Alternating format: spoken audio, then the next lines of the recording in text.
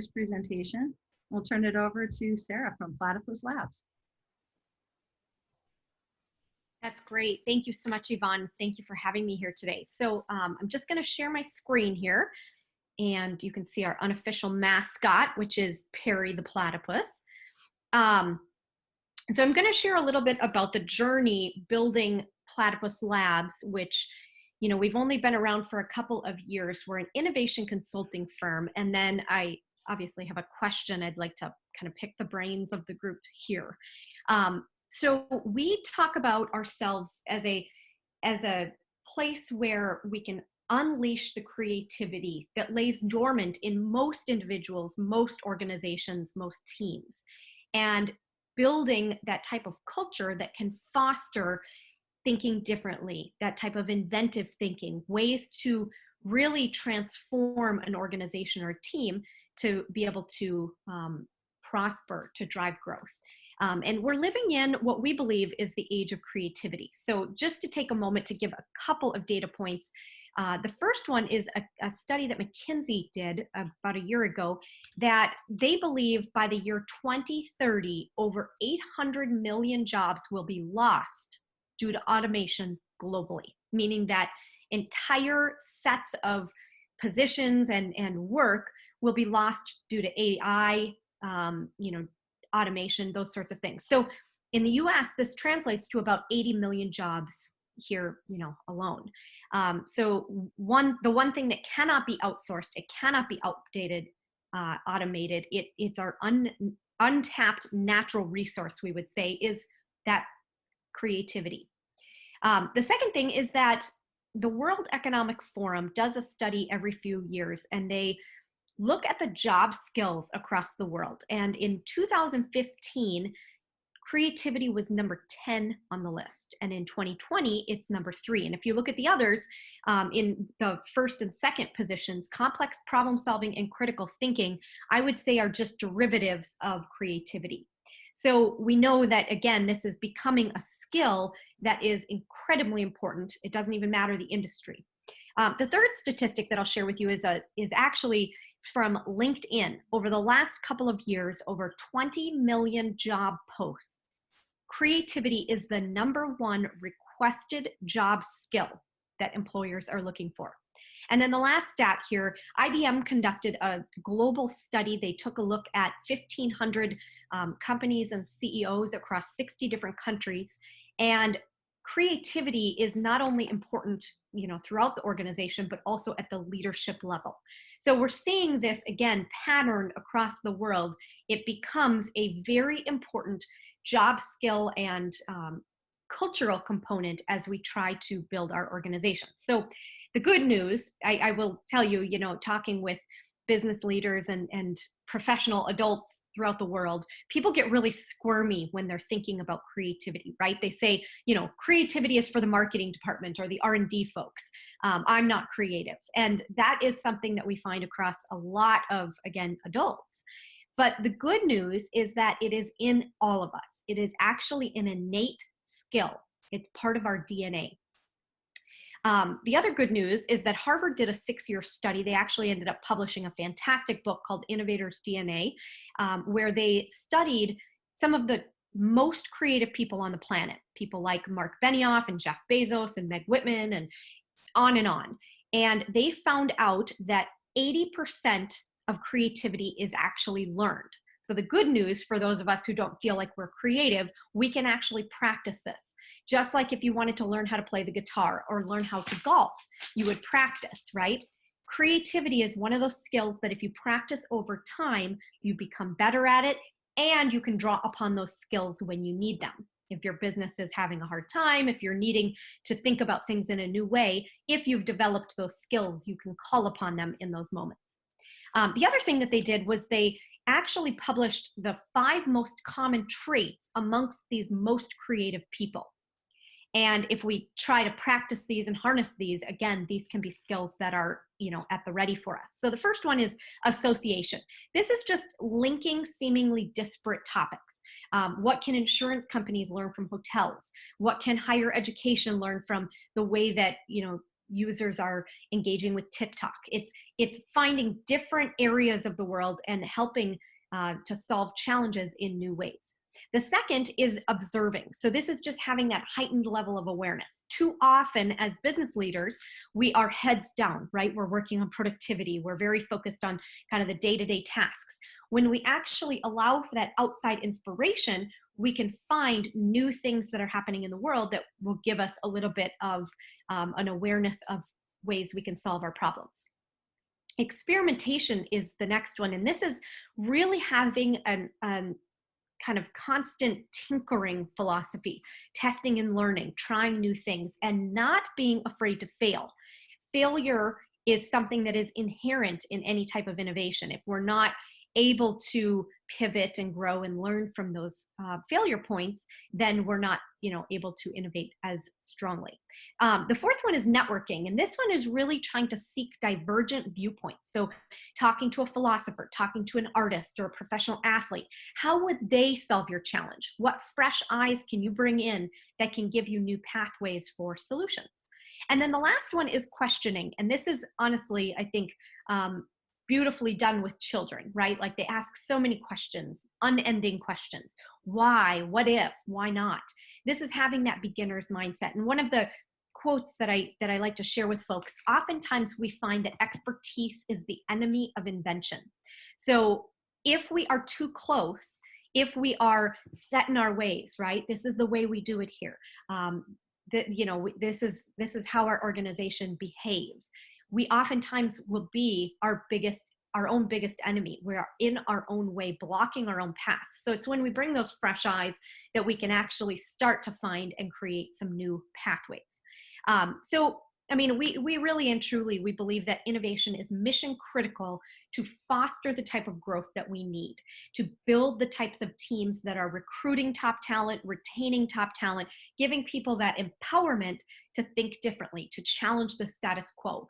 And if we do not harness this type of behavior, we are at risk. Honestly, we believe that standing still is the riskiest decision that business owners and leaders can do at this point. The world is changing so fast. I mean, it was before COVID, but I think we certainly will see exponential growth in consumer behavior, in changes in the marketplace. So that is the setup for which we built Platypus Labs. Again, we hear all the time. I think that the current statistic is something like 85% of leaders say, yes, innovation is important. But only 14% of businesses and leaders have a plan in place on how to actually implement and to grow innovation in their culture. So that's why we exist. I would say my question for the group and what I'm really grappling with is what creates the urgency to say now is the time to focus on innovation? What creates that motivation for leaders to say, yes, this is worth investing in. This is worth putting emphasis behind and starting to make some change within our culture to, top down, all aspects of the organization focused on a culture that has people thinking, has people empowered to make change. So Yvonne, if this is an appropriate time, I'd just like to maybe open it up to the group. That is my biggest question today. How can we, or what insights do you have to help me in this path? Great. Thanks, Sarah. You can raise your hand or you can put a note in chat if you have questions or thoughts to help Sarah. All right. Just going to peek at the chat here. We'll start with Ryan from Greater Mankato Growth. Go ahead and unmute yourself, Ryan. The two things, in my experience coming from sales that I've seen create urgency for a company is, there needs to be either a failure on their end, something has happened that is now broken and needs to get fixed. If someone thinks things are moving smoothly, they don't have the strong desire to put the money into innovation. The other thing outside of a failure within the company, we're not able to meet our production needs anymore, is innovation in a competitor. You need a leader to adopt something, to start doing something. And then when they start doing it, everyone else who's been saying, oh, we've been moving smoothly, they're now at a competitive disadvantage, and now they've got that urgency. That's great. So a little bit of maybe the fear that you wouldn't keep up with competitors, you wouldn't be able to keep up with, okay. And then the other one, something is broken. So there's an urgent need because you've identified that something's not working, or, okay, that's very helpful. Yep, that's great. I will be honest, I've never been in a sales role, so I don't know, when organizations are pulling together their sales, like their, kind of selling proposition. I think I've never done that before, so this is very helpful. Sarah, you can go ahead and unmute. Thanks. So kind of going off what Ryan said, if you see a failure, I think that's huge. Another big thing that like we even look for is, I know somebody else can do it, but we think we can do it in office, anything, is what's like the rate of return if we hire you, like actually showing whether it was statistics on that, or saying, like if you do this way, you can get a lot more income on the back end, things like that. Because sometimes going in and saying we can improve your sales team is great, but if they don't see that anything's wrong with their sales team, they're not going to do it. Now, if you go in and say you can make more money because you approach it this way and consumers will buy more, that's another approach. That's something that we kind of look for in that. Okay, that's great. Sometimes I think that point, Sarah, is really helpful, because sometimes I think, if a leader is saying that ROI is the main calculation of what our services can do, they're not seeing the big picture. They're not seeing the long-term benefits. But I think, to your point, unfortunately, I would imagine that taking the risk on an investment, it's necessary to have those types of metrics. So that's great. Mike has a comment from the New Ulm Chamber. Go ahead, Michael. Hi. So in my experience, I used to work for a really large corporation. So we only innovated and changed for two reasons. One, to create different market share opportunities, or to increase profitability, ROI, right? Return on your investment. Those are the only two things that change business. And whether you're Amazon or the small coffee shop down in New Ulm called Sip It, you only change to gain profitability or to gain market share. And I think those two things, if you can give people those two aspects, they'll be much more likely to listen. Okay. That's great. I'll jump in. The university is one where, it's a big bureaucratic kind of an organization with lots and lots of layers and people and stuff. What created urgency there was COVID. And when that happened, there was an urgency that sparked so much creativity, so much innovation, so much fast change. All sorts of things happened that people had thought there's no way they could do that quickly. Getting hundreds of professors to switch to online in 2 weeks was kind of amazing. And then let's see, who has their hand up next? Bobby and then Nancy. Bobby, go ahead. Yes, just one innovative comment here. I've noticed in the last 6 months or so, there's a new AI kind of development that's happening with media, and that's called interactive media. And it's starting with Netflix. They're putting out interactive movies. And this is going to expand into interactive television on the way we see it today. And it's also going to expand into interactive servicing to where you could just produce something, how to help me, or give me your response kind of motion on radio or TV, and you will be able to directly respond immediately. Now, that's something new AI has just developed here in the last 6 months to a year. And I would just keep an eye on that for the next, let's say, a year for us as laymen sitting out here in the woods, because I think that's going to be a very, very important media function happening here coming up. That's great. I'm thinking of the application of someone being able to say, hey, I need help right now. And then we're able to respond immediately. That's exactly what it's all about. Yeah. Yeah. Okay. That's great.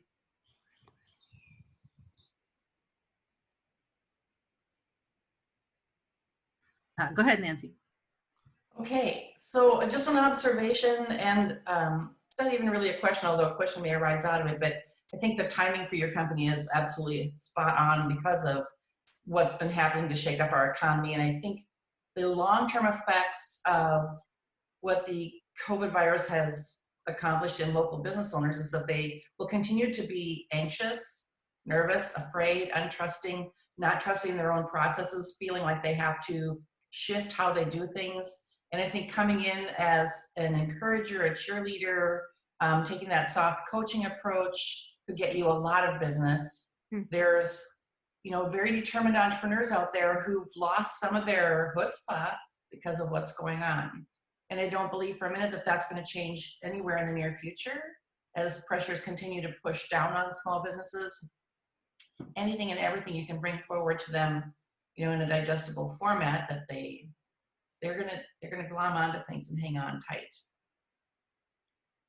That's great. We actually have changed. I mean, in the pre-COVID, we were doing all in-person workshops, things like that, and charging, of course, $500 a person, and typically HR teams would, pay to send 5 people, whatever. Anyway, during COVID, we changed, and it's all virtual, and we brought the cost down to $59, so people can choose to be a part of it if they want, and we tried to make it approachable for everyone. So we have tried to adapt to allow for even small businesses to take on our content and join our kind of workshop settings. How is your outreach working on that piece? Are you getting the penetration that you need into the small communities and to the small businesses? Well, not as many as I'd hoped. I think it's still kind of growing steadily, but it's still pretty small.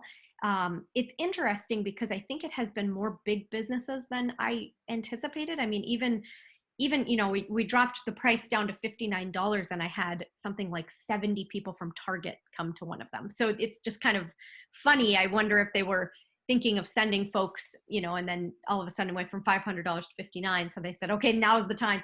But I've, continued to have bigger businesses and not the small businesses yet.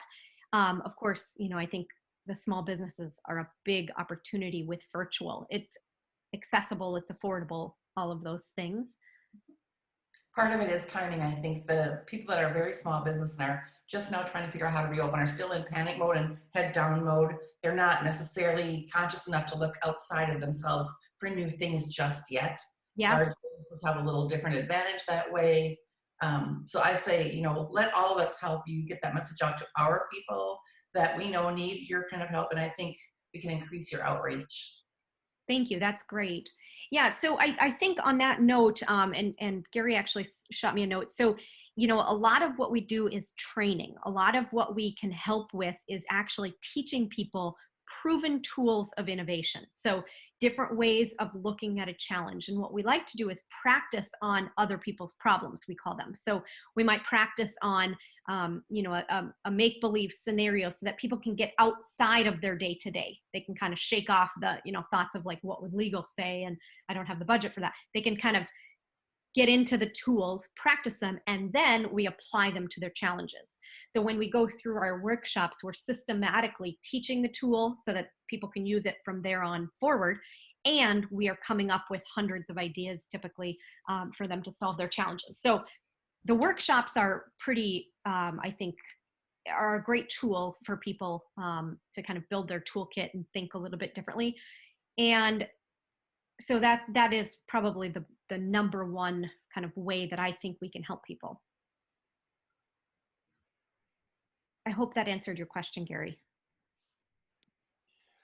Yeah, Sarah, that was helpful. And in rolling that out, do you have a particular approach that you come in there? Do you work top down, bottom up? When you make your pitch to an organization in the training, so to be able, I'd say, just consulting with the head person here, the leader, of really getting hands-on, which is great.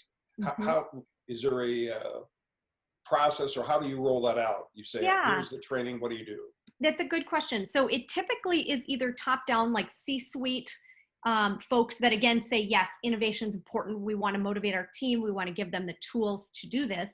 Or it's leadership and development that are, HR focus, that know that they need to teach their teams both technical skills and the soft skills. So we would probably be on the soft skill side of helping them think differently, helping them have, the tools to challenge the status quo, to battle competitors in a new way. So it's usually one of those two avenues. Well, thanks. Caitlin's going to ask our last question. Go ahead, Caitlin. All righty, Sarah. So what can we as a community do to help you? Well, I mean, the question of urgency, I furiously wrote down all of the notes. So your comments are fantastic. Again, I'm trying to just get a little bit more insight into how we can, really make this work a little bit harder. I would say, I feel like I'm in the business of ahas. My goal is to have an audience or a workshop or people, like yourselves, to say, oh my gosh, I can do that too. I can think differently. So giving them these tools, giving them these stories of everyday innovators, I think can be very helpful. So, but it's not, it's not working as well as I think it can. So having that urgency, having something that kind of makes that tipping point, that is the number one reason why I've been reaching out to, folks like yourselves in the 1 Million Cups chapters. So, I mean, I guess, one more tactical thing, if anyone is willing to kind of, peek at the website, take a peek at, looking at our value proposition, looking at what we've got, in our marketing, like, is it talking to you? Is it telling the story? Is it compelling? Any feedback like that would be very valuable.